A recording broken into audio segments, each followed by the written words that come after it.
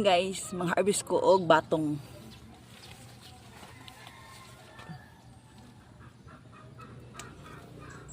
Taas kayong batong.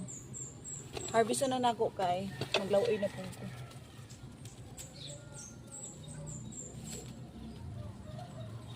Dapat daw po pag-harvest, ituyok daw ni, dili daw birahon. Dapat tuyok. Tuyokon daw yung kung mama. Para daw di madaot.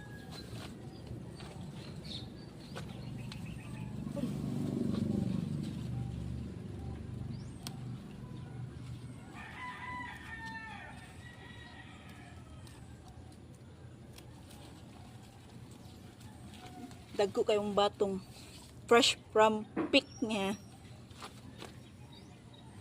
Tamis na ba kayang batong? Uy, basta bagong pitas kay